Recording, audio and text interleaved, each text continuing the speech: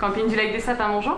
Même fin août, au bord du lac des Sapins, le téléphone n'arrête toujours pas de sonner. Tout l'été, le camping a fait le plein, 95% de taux de remplissage en moyenne sur les 2 mois.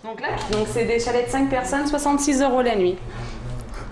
Ici, les touristes viennent de toute la France, de l'étranger aussi, Pays-Bas et Angleterre en tête, et ils sont là en moyenne pour une semaine. Et tout le monde est sympathique, ouais, on peut jouer au boule. C'est vraiment l'idéal. Reposant, écologique. Un lac, du calme et peu de kilomètres à faire, voilà les 3 conditions principales pour venir passer ses vacances dans le Rhône. C'est le résultat d'une étude. Au camping du lac des Sapins, en tout cas, on l'a vu, depuis 2 ans, les touristes ont changé leur habitude. C'est plus des longs séjours comme il y a une dizaine d'années où on avait des séjours de 15 jours, 3 semaines. Là maintenant c'est des petits séjours de 3, 4 jours, des fois même un jour. Les gens partent moins loin et nous on récupère cette clientèle-là. Une tendance qui se confirme dans tout le département. L'été a été bon pour les hôtels et très bon pour les campings. Et même si Lyon a attiré la majorité des touristes étrangers, beaucoup de Lyonnais sont eux partis en vacances juste à côté de chez eux.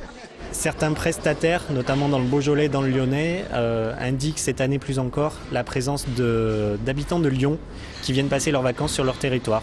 Les gens découvrent finalement toute la richesse de l'offre qu'ils ont à proximité de chez eux, sans forcément aller trop loin. Au lac des Sapins, la saison se termine dans quelques jours et le camping se vide petit à petit. En 2009, plus de 500 000 personnes avaient visité le Rhône. Cette année, ils devraient être encore un peu plus nombreux.